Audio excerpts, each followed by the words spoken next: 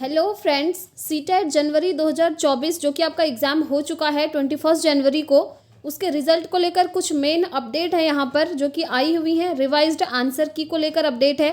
आप लोगों के क्वेश्चन भी काफ़ी आ रहे थे कि रिवाइज्ड आंसर की कब आएगी, देन रिज़ल्ट कब आएगा, साथ ही साथ कितने बोनस नंबर मिलने वाले हैं। जी हाँ, ये भी मैं अभी आपको डिटेल में बताने वाली हूँ।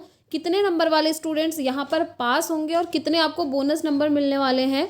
और जो आपने आंसर की चैलेंज की हुई है ना, जिसमें काफ़ी सारे क्वेश्चन चैलेंज किए स्टूडेंट्स ने, तो कौन कौन से क्वेश्चन है, कितने क्वेश्चन है, कितने ऐसे गलत हुए थे जिनके लिए चैलेंज हुआ है, वो हम डिटेल में जानेंगे। और अगर आपके मार्क्स हैं 79, 80, 81, 87, 88, 89, तो आप लोगों के यहाँ पर मार्क्स बढ़ने के पूरे चांसेस हैं फ्रेंड्स। अभी मैं आपको डिटेल में समझाऊंगी, ऑफिशियल अपडेट रहेगी। वीडियो को एंड तक देखिएगा, आपको यहाँ से पूरी क्लैरिफिकेशन मिल जाएगी। तो चलिए सारी चीज़ें हम डिटेल में जान लेते हैं वन बाय वन। तो देखिए, अभी हम सीटेट की ऑफिशियल वेबसाइट पर हैं और सारी इन्फॉर्मेशन आपको इस चैनल से ऑफिशियल और ऑथेंटिक ही मिलती हैं। तो देखिए, सबसे पहले हम बात कर लेते हैं यहाँ पर आपके रिज़ल्ट की कि आपका रिज़ल्ट कब आने वाला है। जैसा कि आप जानते हैं एग्ज़ाम आपका हो चुका है और देखिए रिज़ल्ट आपको दिखने वाला है 4 से 5 दिन के अंदर। जी हाँ, 4 से 5 दिन के अंदर आपके सामने आपका रिज़ल्ट होगा। 17, 18 तक आपके सामने आ जाएगा। ठीक है, मार्कशीट, सर्टिफिकेट, दोनों चीज़। अब आप ये भी पूछ रहे थे कि रिजल्ट से पहले हमारी जो रिवाइज्ड आंसर की है वो कब आएगी। तो ध्यान से सुनिए फ्रेंड्स, आपके रिवाइज्ड आंसर की नहीं आने वाली। ठीक है, रिवाइज्ड आंसर की नहीं आने वाली, आपको आपका सीधे रिजल्ट देखने को मिलेगा। अब आप कहेंगे कि जो क्वेश्चन हमने चैलेंज करे थे उनका क्या होगा, क्योंकि काफ़ी सारे क्वेश्चन चैलेंज हुए हैं, तो उसको लेकर रिवाइज्ड आंसर की नहीं आएगी। तो देखिए, रिवाइज्ड आंसर की नहीं आएगी, बल्कि आपका जो रिजल्ट आएगा ना, उसी में आपको आपके मार्क्स बढ़े हुए मिलेंगे। जी हाँ, ध्यान से सुनिए। आप जानते हैं पेपर 1 और पेपर 2 दो थे सीटेट में, और सबसे ज़्यादा जो क्वेश्चन के लिए चैलेंज किया ना स्टूडेंट्स ने, वो पेपर 2 के हैं। वैसे तो पेपर 1 में भी चैलेंज हुए हैं, but most of the questions paper 2 में हमारे गलत थे, जो कि मैंने आप लोगों को बताए भी थे। तो उन क्वेश्चंस के लिए काफ़ी सारे स्टूडेंट्स ने क्या किया, क्वेश्चन चैलेंज किया है। तो ऑब्वियसली मार्क्स इंक्रीज होगा अगर वो सीबीएसई एक्सेप्ट कर लेता उसको तो। और एक्सेप्ट कैसे करेगा, एक्सेप्ट इस तरीके से होगा कि ऑथेंटिक रिसोर्स जो हमारी एनसीईआरटी बुक्स होती हैं, उसके अकॉर्डिंग आपने जिस क्वेश्चन के लिए चैलेंज किया है उसका आंसर एनसीईआरटी बुक में सेम वैसा ही दिया होना चाहिए। अपने मन से अगर आप कह देंगे कि सीबीएसई ने इसका आंसर गलत दिया है, मैं ऑब्जेक्शन कर देता हूँ या कर देती हूँ, मेरा नंबर बढ़ जाएगा, तो इस तरीके से नंबर नहीं बढ़ता है। ऑथेंटिक रिसोर्स आपकी एनसीईआरटी बुक्स होती हैं, अगर उसके अकॉर्डिंग सही लगेगा वहाँ पर सीबीएसई में जिस भी सब्जेक्ट का आपने किया है, उस सब्जेक्ट स्पेसिफिक टीचर वहाँ पर देखेंगे और उनको लगेगा तो आपका नंबर वहाँ पर बढ़ जाएगा। और सिर्फ वो एक स्टूडेंट का नहीं बढ़ेगा, बल्कि वो नंबर फिर सभी स्टूडेंट का बढ़ेगा। तो इस तरीके से आपके नंबर तो बढ़ने वाले ही हैं फ्रेंड्स। क्योंकि देखिए, सबसे पहले अगर मैं बोनस नंबर की बात करूं, आपने एक जगह देखा होगा Z लिखा होगा आपकी आंसर की में, आंसर की तो मैच कर ही ली होगी आपने। तो जो Z लिखा था ना आंसर की में एक जगह, तो उसका मतलब है एक बोनस नंबर आप सबको मिल चुका है, क्योंकि सीबीएसई ने ये एक्सेप्ट करा है कि वो जो क्वेश्चन है उस क्वेश्चन में ही कुछ एरर है, इसलिए एक नंबर सभी को बोनस नंबर दिया गया है। ठीक है, एक नंबर तो आपका यहाँ से इंक्रीज़ हो गया। बाकी के जो इंक्रीज़ हुए हैं, आपने काफ़ी सारे अल्फ़ाबेट्स देखे होंगे, ABEF, इस तरीके से आंसर की में नीचे दिया है, मैंने आपको दिखाया था। जैसे लिखा था कि A=1 और 2, F=2 and 3, इस तरीके से। तो आप कह रहे थे इनका मतलब क्या है, तो इनका मतलब यही है, जैसे किसी आंसर की में किसी क्वेश्चन के आगे A लिखा हुआ है, ठीक है, तो उसका मतलब क्या है, उस क्वेश्चन का पहला ऑप्शन भी सही है और दूसरा ऑप्शन भी सही है।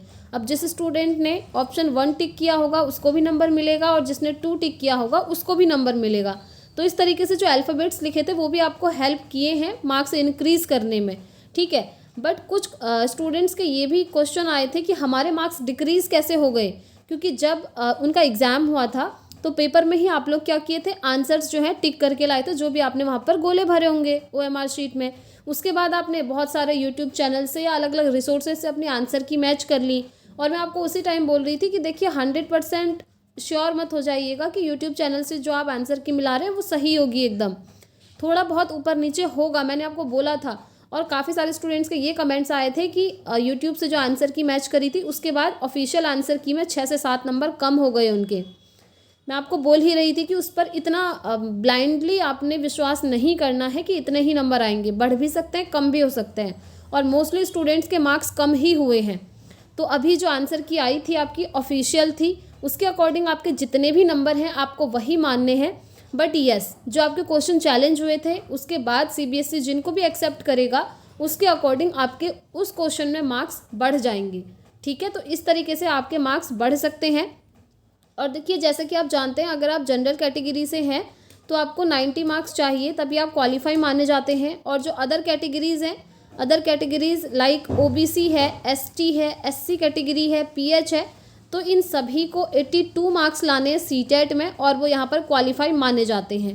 ठीक है, तो अगर आप जनरल कैटेगरी से हैं और आपके मार्क्स बन रहे हैं 87, 88 या 89, सो डोंट वरी, क्योंकि मार्क्स 2 से 3 ऊपर नीचे होते हैं, 2-3 नंबर बढ़ेंगे।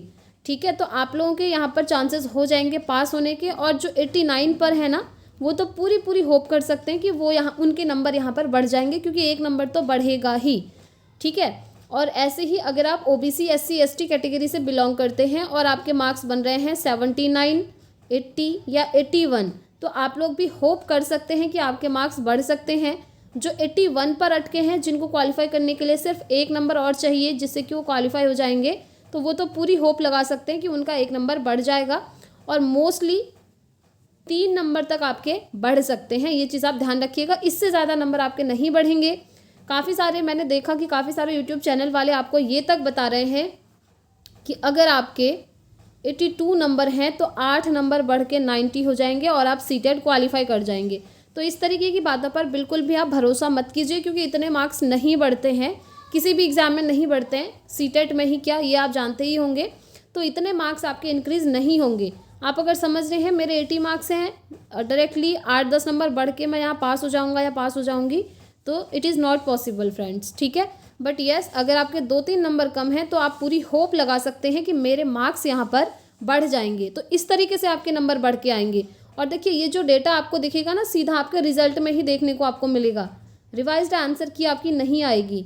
ठीक है, ये चीज़ ध्यान रखेंगे, क्योंकि बहुत सारे स्टूडेंट्स जो हैं कन्फ्यूज़न में हैं अभी भी कि अभी पहले हमारी रिवाइज्ड आंसर की आएगी फिर रिजल्ट आएगा। तो ऐसा नहीं होगा, डायरेक्टली रिजल्ट आएगा। और देखिए, जिनका रिजल्ट आता है, रिजल्ट तो सभी का आएगा, जो भी CTET क्वालिफाई कर जाते हैं 2024 में, उनके पास बहुत अच्छी अपॉर्चुनिटी है। जैसा कि आप जानते हैं, BPSC TRE 3 के फॉर्म फिलअप स्टार्ट हो चुके हैं। जी हाँ, बिहार शिक्षक भर्ती के ऑल ओवर इंडिया के कैंडिडेट यहाँ पर एलिजिबल हैं। यहाँ पर फॉर्म फिल हो रहे हैं 10 फरवरी से लेकर 23 फरवरी तक। ठीक है, 23 फरवरी लास्ट डेट है फॉर्म फिल करने की, और उससे पहले CTET जनवरी का रिजल्ट आ जाएगा। तो जो भी स्टूडेंट्स क्वालिफाई होते हैं वो इस BPSC TRE एग्ज़ाम में ज़रूर अपीयर होइएगा। ठीक है, क्योंकि बहुत अच्छा मौका है। और देखिए, BPSC TRE 3 और एग्ज़ाम इसका कब है ये भी मैं आपको बता देती हूँ। एग्ज़ाम है आपका 7 से 17 मार्च के बीच। एग्ज़ाम भी दूर नहीं है, एग्ज़ाम बहुत नज़दीक है। और अगर आप ये एग्ज़ाम देना चाहते हैं तो प्रिपरेशन आपको अभी से करनी पड़ेगी, क्योंकि आपके पास 1 मंथ भी नहीं बचा है, ये आप जानते हैं। ठीक है, आई होप आप सारी चीज़ें समझ गए होंगे। और देखिए, नेक्स्ट CTET भी आपका अगस्त में होने वाला है। तो जिन भी स्टूडेंट्स का इस बार क्वालिफाई नहीं हो पाएगा वो अगस्त में देंगे, और उसका नोटिफिकेशन, एग्ज़ाम के लिए नोटिफिकेशन आपका जुलाई में ही आ जाएगा। ठीक है, तो हर बार की तरह इस बार भी हम CTET की प्रिपरेशन करेंगे बढ़िया तरीके से। जो भी स्टूडेंट्स चैनल पर पहली बार आए हैं, चैनल को सब्सक्राइब करके बेल आइकन प्रेस कर लें, ताकि जो भी इन्फॉर्मेशन रहेगी हर टीचिंग एग्ज़ाम की आपको यहाँ से मिलेगी, और साथ में क्लासेस भी मिलती रहेंगी। ठीक है, और साथ ही एक इन्फॉर्मेशन और है फ्रेंड्स, CTET स्टूडेंट्स के लिए आप कह सकते हैं गुड न्यूज़ तो इसको हम नहीं कहेंगे, क्योंकि देखिए, अब एक नियम और लागू हो गया है कि आपको अगर 9th से लेकर 12th तक टीचर बनना है, गवर्नमेंट टीचर, तो आपको CTET एग्ज़ाम एक और क्वालिफाई करना होगा। क्योंकि आज तक जो होता था, पेपर 1 1 to 5 के लिए होता था, पेपर 2 6 to 8 के लिए होता था। तो 9th से लेकर 12th तक अगर आप टीचर बनना चाहते हैं तो इसके लिए अलग से अब एक CTET होने वाला है, जो कि 2024-25 से लागू हो जाएगा। ठीक है, तो उससे रिलेटेड भी जो अदर इन्फॉर्मेशन रहेंगी आपको यहाँ से मिलती रहेंगी। तो ये एक छोटी सी इन्फॉर्मेशन थी फ्रेंड्स। अब हम नेक्स्ट वीडियो में मिलेंगे। Thanks for watching.